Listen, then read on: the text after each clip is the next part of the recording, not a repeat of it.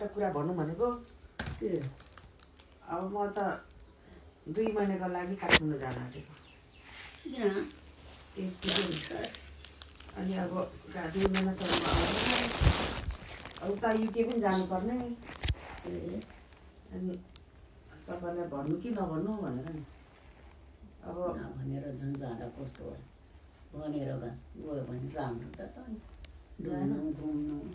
तिमीहरूको फेरि तपाईँलाई म भेट्नु पाउँदिनँ होला इच्छा भेट्नु त पाउँदिनँ कि पाउँछु कि तर अलिक पछि आउँछु के गर्नु त हौ जाने मान्छे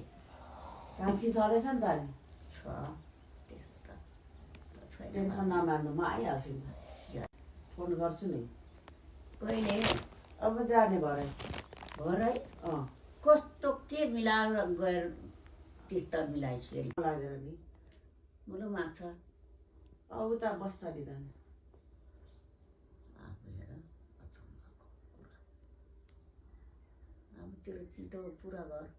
मैले टोकेँ भने मेरो आमाले मलाई पनि आमासँग बस्नु मन छ नि अब आएर बसौँ न त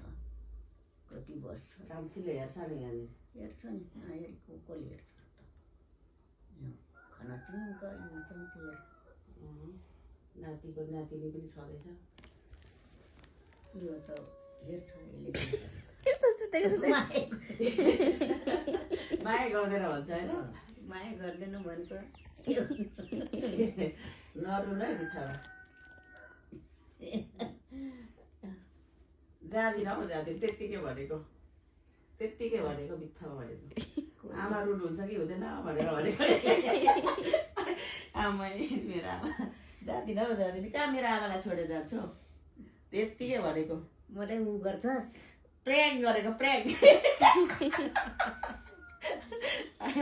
प्र्याङ पो गरेको त मलाई कतिको माया गर्नुहुन्छ भनेर बोजू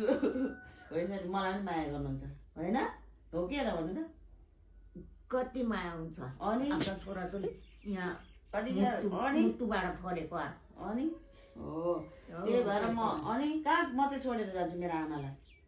कोनी छोडेर गए पनि मायाले त छोड्दा पनि हुन्छ मायाले त तिमीहरूको छिटो पुरा छ भने जानु आउनु के म गए पनि मैले क्यान्सिल हानिदिएको नि म त अस्ति जाने नि तर नगएको नि